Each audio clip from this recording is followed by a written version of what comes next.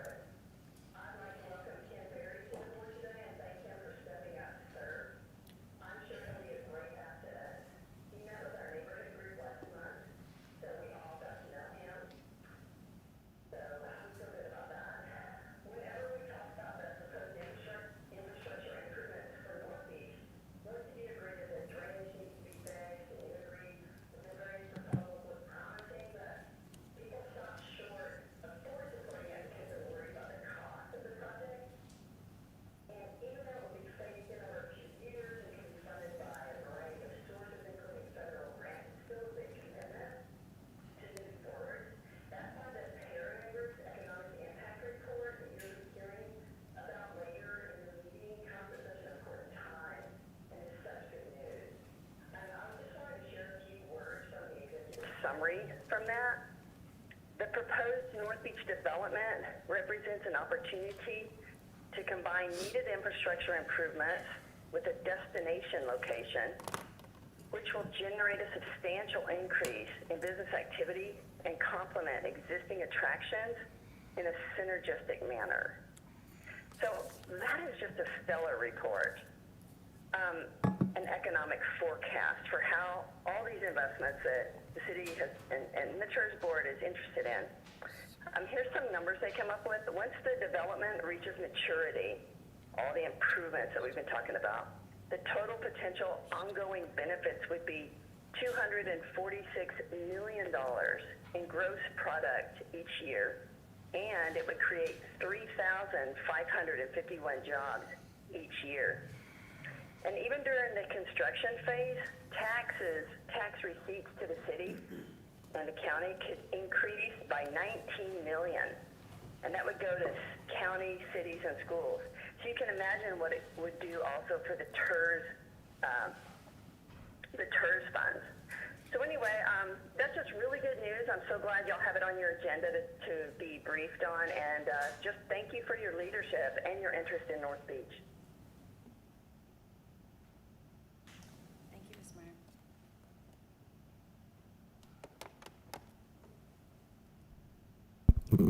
Okay, Chairman Lerma, that concludes the public comment period. Okay, thank you very much. We'll move to item D, the minutes. Approve of minutes of the reinvestment zone number 4, October 20th, 2020, regular meeting. I entertain a motion to approve the minutes. I got a Second. second. All those in favor, please signify by saying aye. Aye. Any nays? Motion passes. Financial report. Item E, TIRZ 4 financial report as of January 31st, 2021. Good morning, Chairman and Board. Heather Hurlbert, Director of Finance. Next slide, please. So just a reminder, this is the first year that the TIRZ has earned any increment. And so the primary source of funding for this is property taxes. So what we have here is our January 31st financials. There was no beginning fund balance since this is the first year that the TIRZ collected revenue. We had budgeted about $70,000 in revenue for the TIRZ, but as of the end of January, the revenue has come in at $105,000. So that's a variance of $35,000. When we budget, it's usually based off of preliminary values, and so those preliminary values are just an estimate. So that is a possibility that the values did come in higher than what we had budgeted for. For our expenditures this year, we had only budgeted for 2 types of expenditures.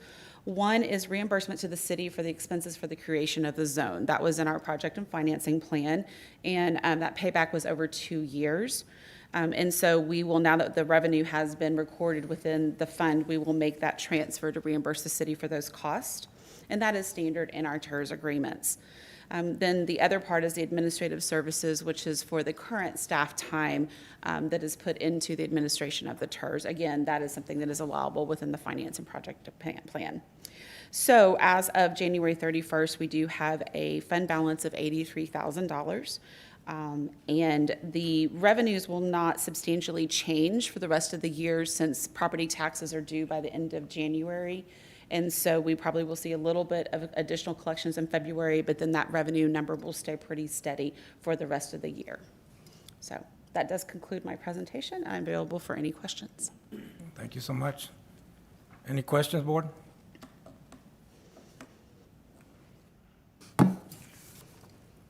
Okay, thank you so Okay, much for your thank you. report. We don't have an executive, right? Okay, moving to item G, agenda items. Motion approving the tax increment investment zone number 4 board meeting calendar. Staff, do you have any presentation, staff? Okay, go ahead. Yes, Chairman. Randy Almaguer, Senior Management Analyst. Okay, So thank the you. item number 3 before you is the meeting calendar that we want to set for 2021 that we're recommending. It will be for April and October. Staff is recommending the 3rd Tuesday of the month at 9:30. For June and July, staff is recommending the 4th Tuesday of the month at 9:30. Now, if agenda items increase or the need arises to call additional meetings, that's something that we can do accordingly. So as you can see in June and July, the reason we're doing that is to propose the budget in June and then to adopt the budget in July. That concludes my presentation. I stand by for any questions. Board, are there any questions on the calendar? Motion to approve. Second. Thank you. Second. All those in favor, please say aye. Aye. Any nays? Aye. Motion passes.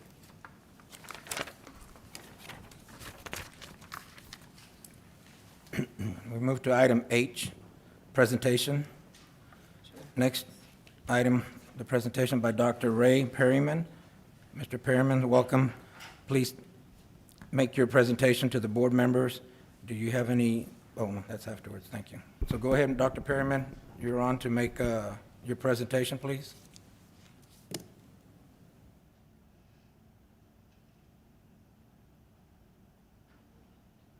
Okay, I assume I'm unmuted now. Can everyone hear me? Yes, sir.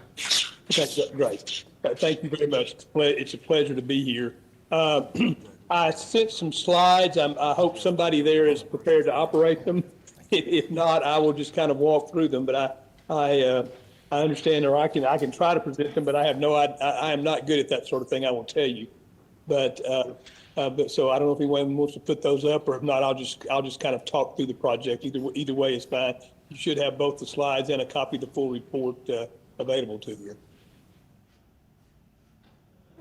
Seeing no slides, I will just plunge ahead. Okay. Dr. Perriman, just give us a second. We have them. Sure. So just give our AV control room a second to put them up. Absolutely, that's Yes, great. sir. Thank you. Thank you. I'm so glad someone besides me is doing that. Yeah?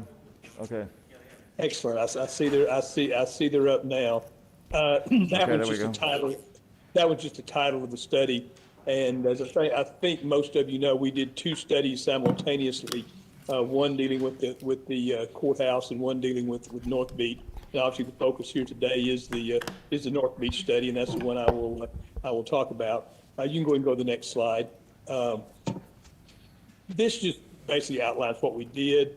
And in essence, I started literally back in the 1970s, I'm embarrassed to say, building economic models at first of Texas and then of the entire world that helped us take a look at what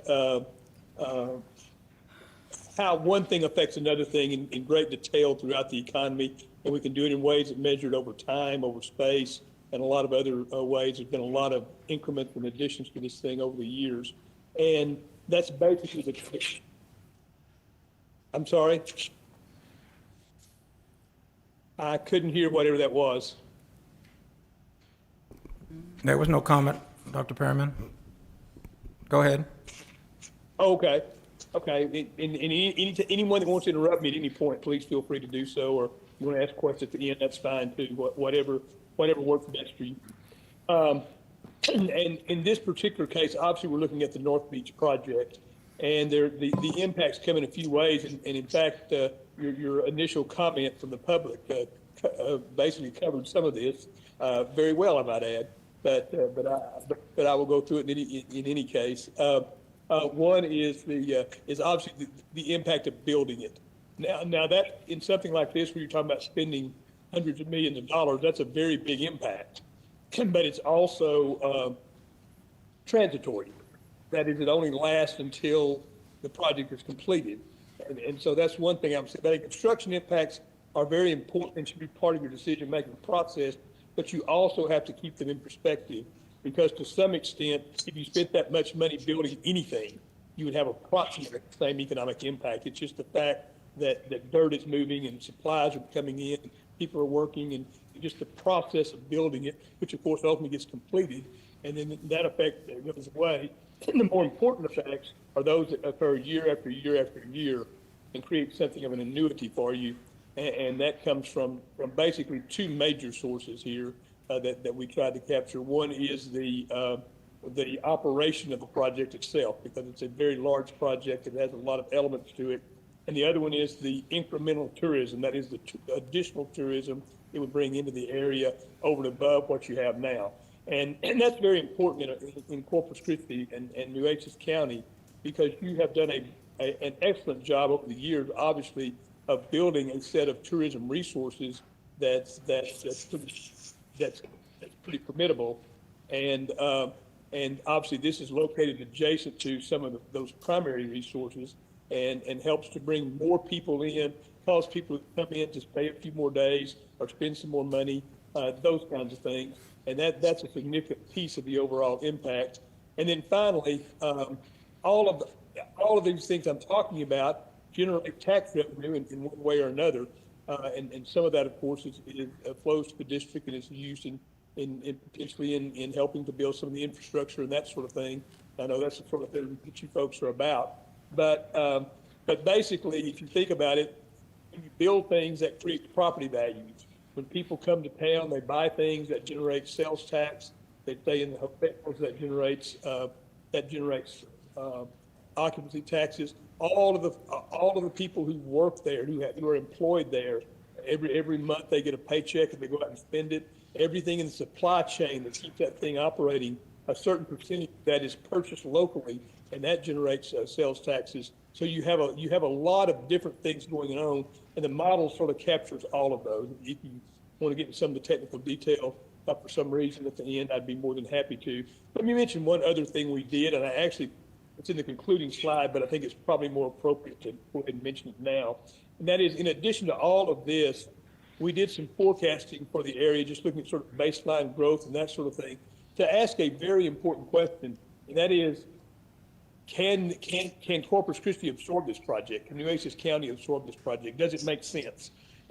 Because obviously you don't want to build more than you have capacity to sustain. You don't want to have this one competing with others in a way. You want to make the pie bigger for everyone, and so we looked at that as well.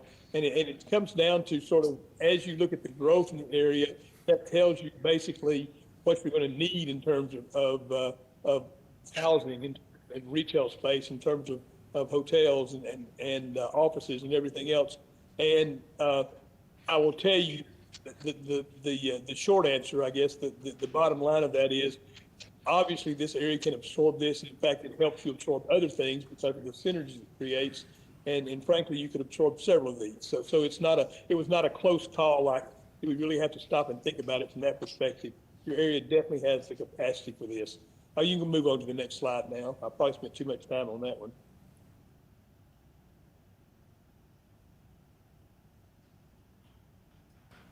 Next slide, please.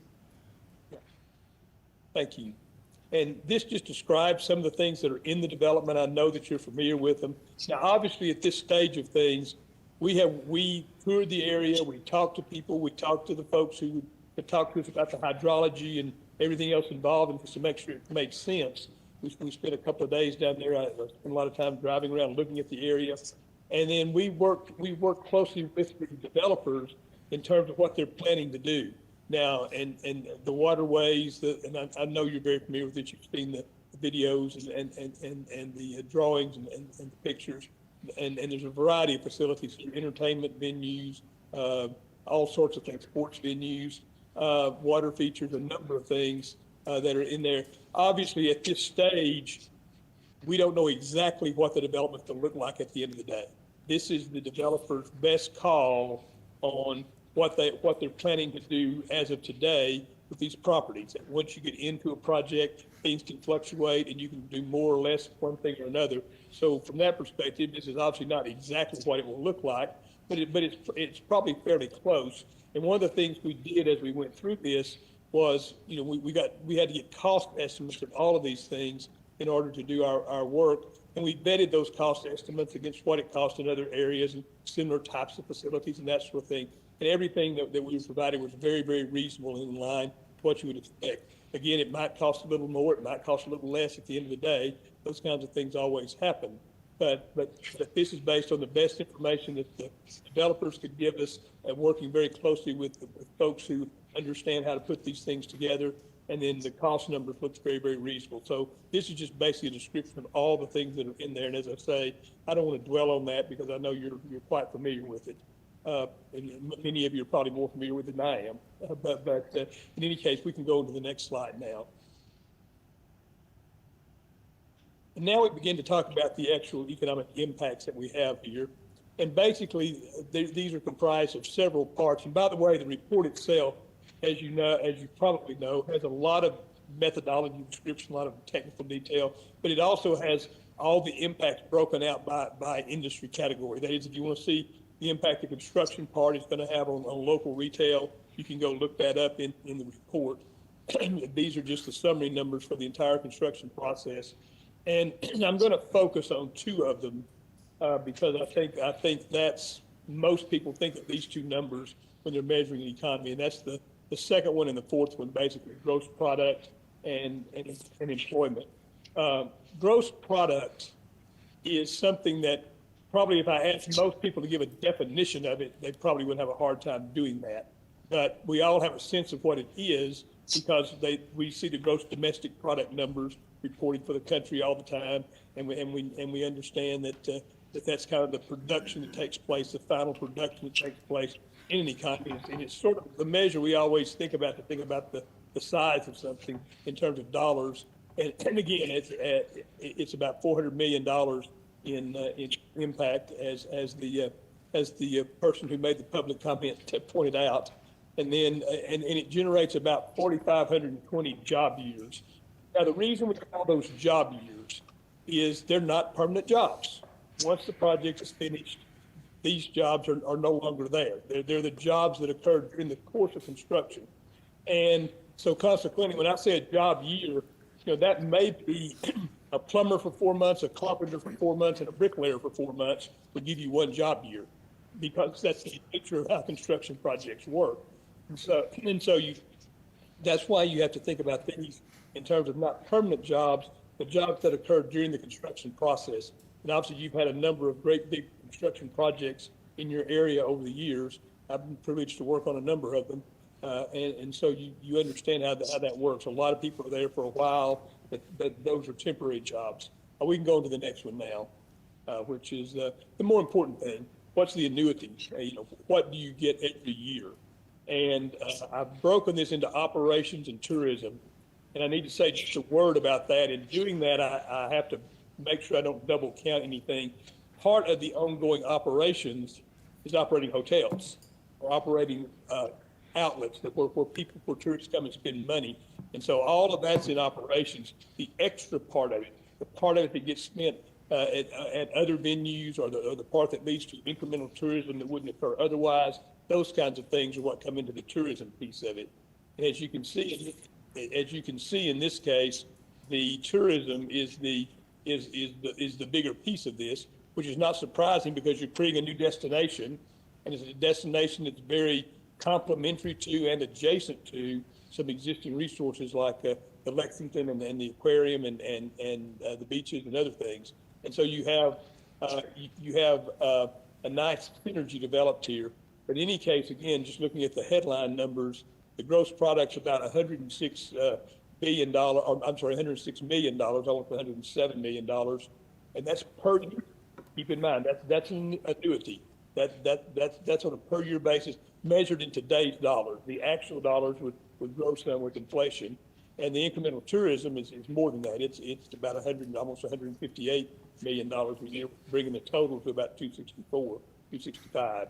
On the job side, notice this time it's not job years, it's jobs. Because once you have something like this in place, you have an ongoing source of employment for people. That is, that people hold those jobs for years and years, and those jobs are available to the market for years and years. And again, it's about 1,450 from the operations, about 2,100 from the additional tourism, bringing the total to a little over 3,500. Actually, would round up to 3,600. You can go on to the next one. This one gets to the tax revenues, which I know has a special meaning to some of you, and so we wanted to give you an idea. Now, obviously, some of this revenue may get allocated to the project. Again, that's what you're about. But basically, this is the new dollar that the community is going to have at its disposal as a result of this. It turns out to be about $19.3 million during construction and about $17.3 million each year once you get to the ongoing operation, once you get to maturity. So again, significant fiscal resources here. You can go into the next one. And this is just a conclusion, which again, as I say, I talked in there about the feasibility of the project in the sense of being able to absorb it within the community. And I talked about that earlier because I thought that was more appropriate. But it is it's a good project. I mean, it's a project that makes sense for the area. It takes an area that's been clearly underutilized and allowed to deteriorate some over time and turns it into a major tourism marketplace. It takes advantage of kind of some difficulties with the drainage issues and turns it into something that's very attractive. And it's adjacent to a lot of other things that are already happening in the area that generate a significant amount of tourism. So this is a good project and one that makes a lot of sense. You can go to the next one. I think it's just the commercial, if it is. And we can skip the commercial. You probably either know who we are or don't care who we are. So we can skip the commercial. And so that actually concludes the presentation at a high level. Again, I'm happy to answer any questions or respond to any comments or anything you would like for me to do at this point. Thank you, Dr. Perryman. Board, are there any questions that you'd like to ask Dr. Perryman on his study? No? I'm sorry? Okay. Councilman Grigg? Smith? Yeah. Thank you, Dr. Perriman. On one of your first slides, you had $854 million in construction expenditures. Is that private construction, public construction, or a combination of the two? Okay, let me, but before I answer the question, let me give you a little bit of explanation. That is the total amount of expenditure that occurs because of this. It's not all construction expenditure. It's expenditures that are, as a result of the construction, the supply chain spending that takes place, the fact that the construction employees go out and buy things in the area, that's all of that spending. Every dollar that changes hands is counted there. So that's not all construction spending. So that's the first thing I want to say. The actual construction spending, if you go back into the tables in the report, which if you'd like for me to, we can pull it up, there'll be a number that says construction. And then that's the actual, what we estimate the construction expenditures to be. And now to answer your question, that would likely be a combination of public and private spending because some of the construction is some of the required infrastructure. And of course, as you well know, that's what many TIRZ organizations are created for the purpose of, is facilitating that type of construction.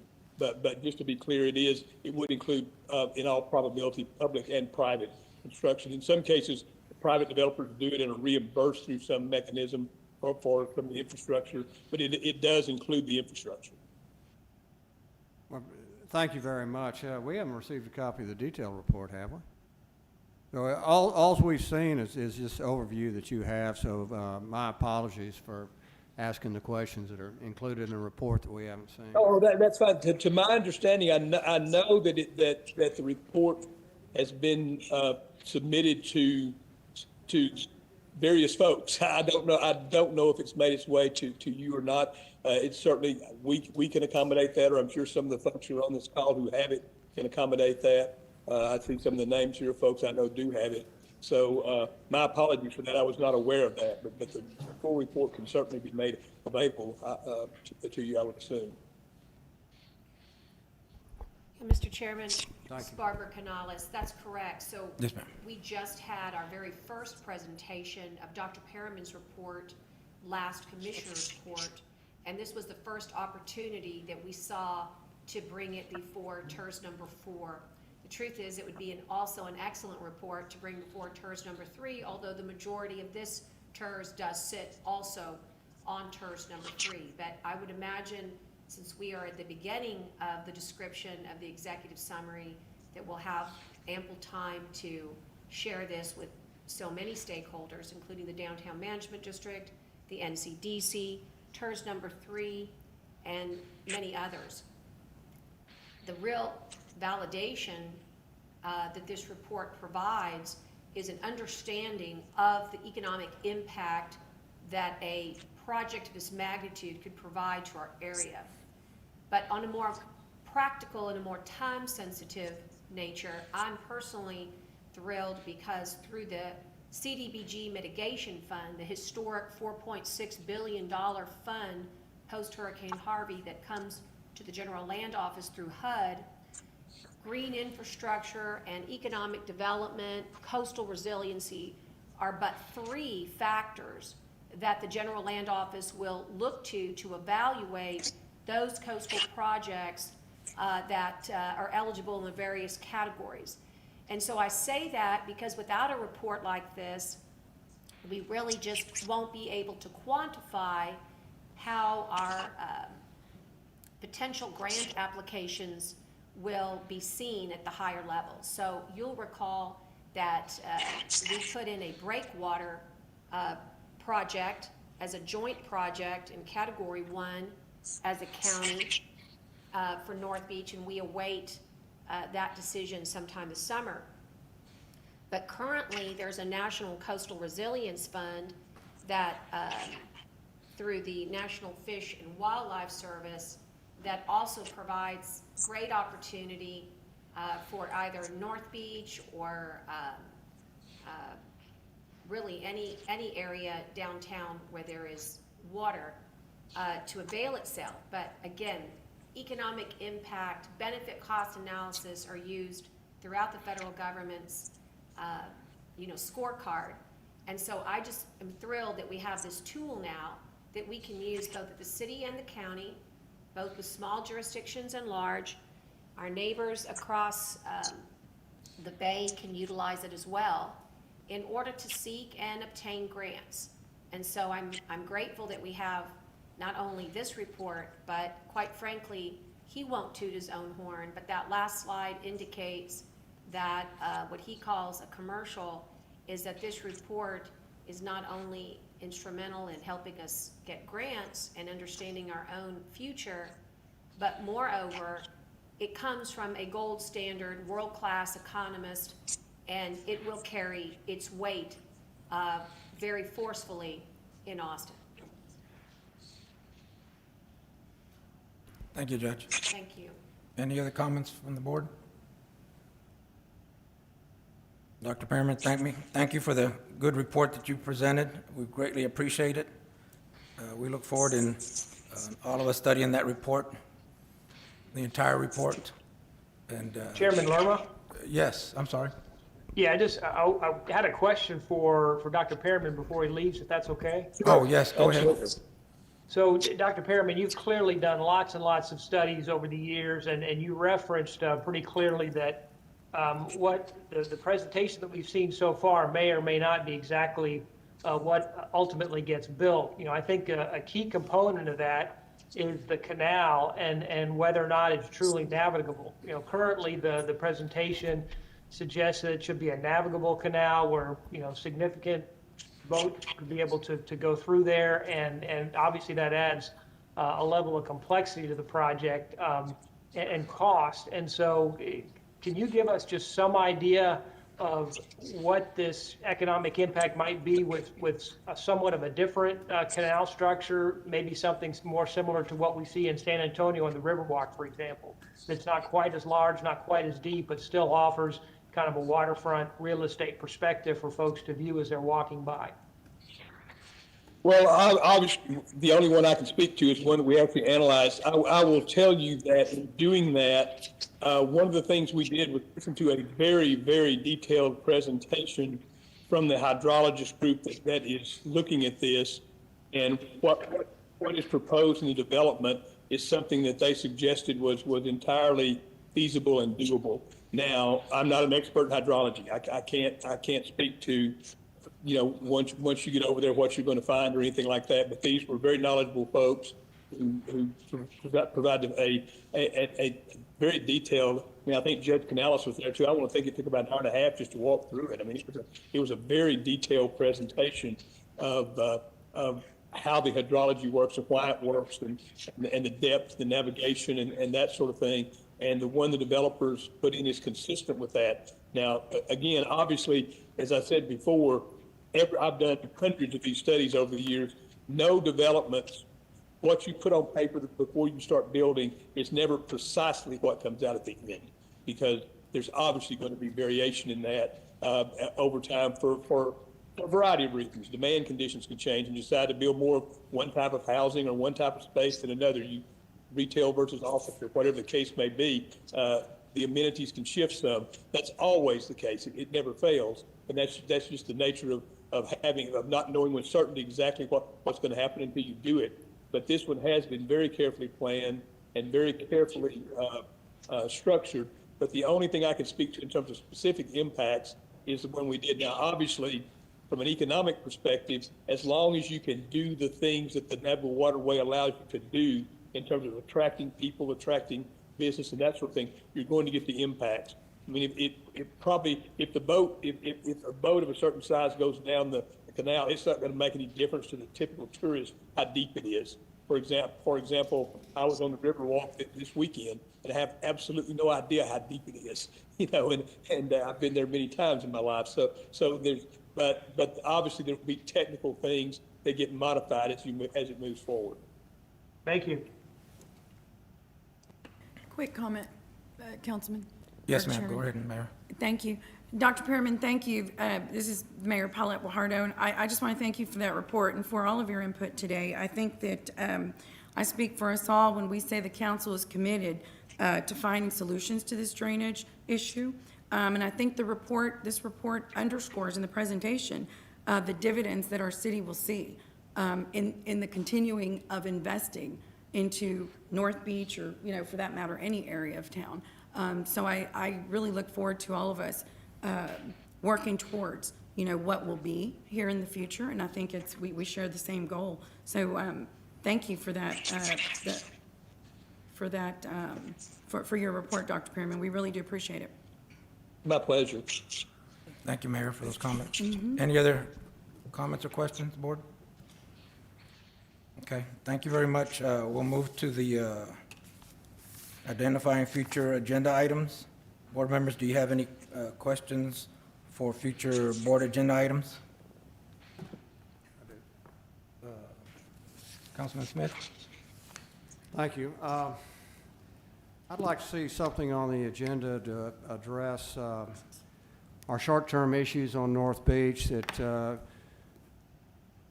now we're entering North Beach, if we're coming in from the north side on Beach Street, and at some point in time that Flatiron Dragados is going to close the exit to Burleson there. So as traffic shifts over to Beach, we really haven't done anything as far as all the traffic will be going down Beach and then come up Timmins and Surfside. And we've done nothing there, whether it's the elevation of Beach or improving that our gateway. So now our gateway is Bridgeport, and we've got the arch there. You look there and it looks pretty good. If you go down, you're coming in now from the north side, you're getting off on Beach, you're coming up an area that doesn't look so good. And the TIRZ now, we're 2 years in the making, and we really have not done anything to improve North Beach to this date. So I'd like a discussion on that at our next TIRZ meeting. Thank you. Thank you, Councilman Smith. Councilman Hernandez? Yes, thank you, Chairman. And this may be something for City Council as well, but I know we have a study from Mott McDonald that was part of one of our bond issues, and I haven't seen any report from that. If we can get a report on that also, not only for us, but also for TIRZ. I know the Rochelle Foundation is very interested in reseeding oasis in Corpus Christi Bay with oysters, and that also is separate from North Beach itself, but it could have some impact, especially if they're going to build a hatchery there on North Beach. And I think that would be great to get that ball rolling as well. Thank you, Councilman. Anyone else? Mr. Chairman Lumber? Oh, hold on. Councilman Pusley, you have something to say? Comment? Yes. Go right ahead. Yeah, I just, Mr. Chairman, want to bring a point of order here. I had made objections early on when I first came to the City Council about an item on our council agenda that is exactly like this one, identify future agenda items. I don't think this falls within the Open Meetings Act. You can't have items on your agenda where you can we've now had 2 council members discuss things that are not on the agenda. And so we have now removed that from our council agenda, and I would say that we need to remove this from our future TIRZ meetings as well. Thank you. Thank you, so noted. Point of order. I don't think there was a discussion. I think it was just a matter of bringing up a subject. It's not unlike what the city manager would do in his report in terms of when he makes a report. It's not necessarily on the calendar. It's just a discussion of some items of information.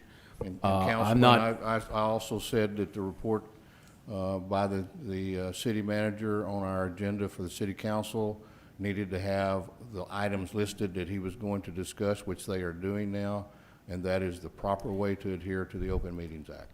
I guess a possibility of doing that is if we have something that we want for future agenda items, we can submit those in advance, 3 days.